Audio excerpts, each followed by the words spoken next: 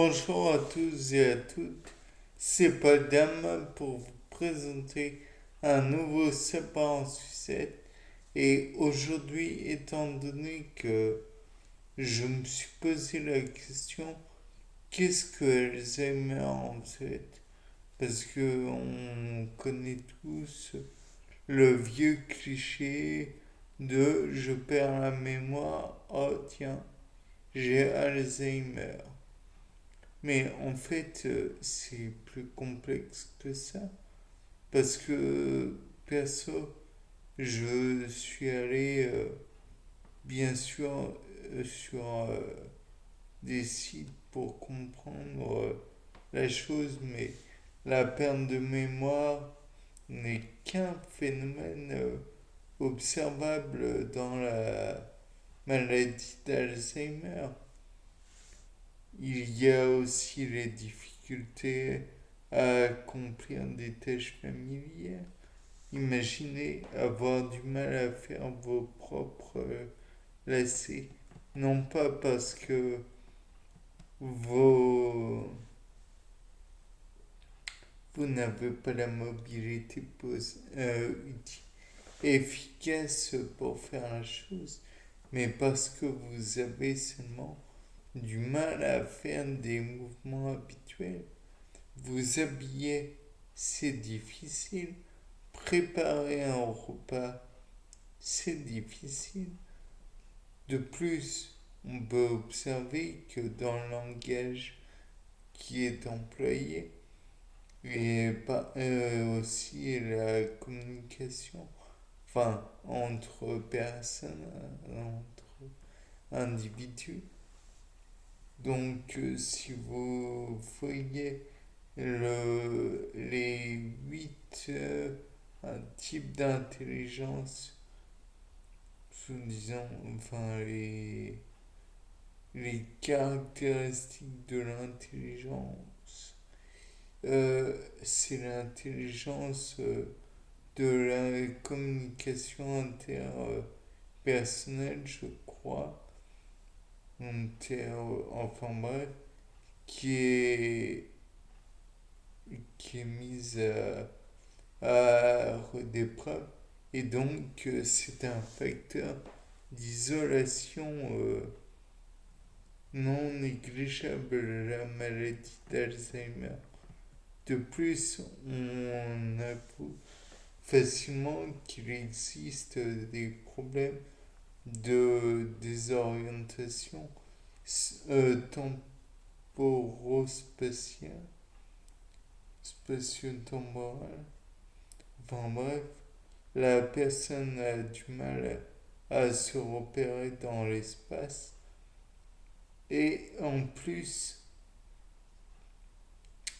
voit le calendrier d'une façon un peu différente de nous, puisque nous pouvons nous repérer un petit peu en disant tel jour, telle semaine. Et mais la personne atteinte d'Alzheimer a des problèmes de repère dans les jours de la semaine, voire dans le temps, et ça c'est gênant. Bien sûr, on a oublié de citer le dernier problème, et non des moindres, jugement affaibli. Donc, qui dit jugement affaibli, dit problème d'évaluation des problèmes, des situations, ou des problèmes aussi. Et donc, problème pour choisir correctement les décisions à prendre. Ensuite, nous pouvons dire que naturellement, la maladie d'Alzheimer devrait avoir un traitement, mais on n'a pas de traitement curatif. On ne peut essayer que de réduire les symptômes en s'attaquant directement aux problèmes rencontrés par le patient. Pour cela, par exemple, on prescrit beaucoup d'inhibiteurs de l'acétylcholinesterase.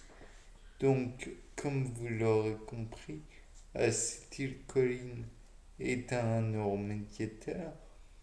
AS signifie donc enzyme. Et qui dit enzyme ne veut pas dire forcément synthèse. Dans le cas présent, on peut dire même que c'est une enzyme qui dégrade l'acétylcholine. Donc, au lieu de la favoriser, on inhibe l'action de l'acétylcholinestérase, ce qui fait que cette enzyme va s'accumuler et l'acétylcholine va, attendez,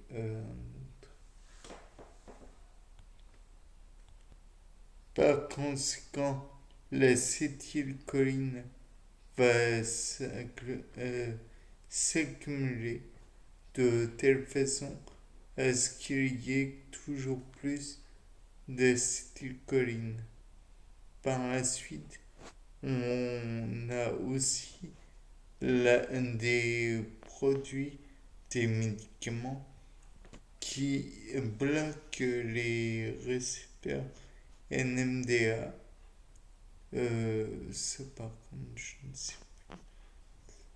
Et qui protègent contre l'extotoxicité dans le cerveau. J'imagine qu'au bout d'un moment, si le cerveau est trop excité, il va se nécroser ou faire en sorte que on va se nécroser pour empêcher une trop forte excitation. Et donc, par la suite, il est montré qu'il y a une amélioration de la cognition et de la mémoire. La sphère cognitive en même temps euh, euh, mais comprend la mémoire et la perception, la comment dire,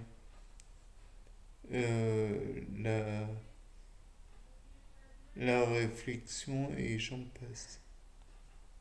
Tout médicament engendre des contreparties, malheureusement. Donc, la haute autorité de santé a sûrement jugé pour cette raison que leur remboursement n'était plus assez. Enfin bref, je préfère ne pas me prononcer, c'est exaspérant. Bien, c'était Paul Dame pour un nouveau Sapin en sucette. Au revoir.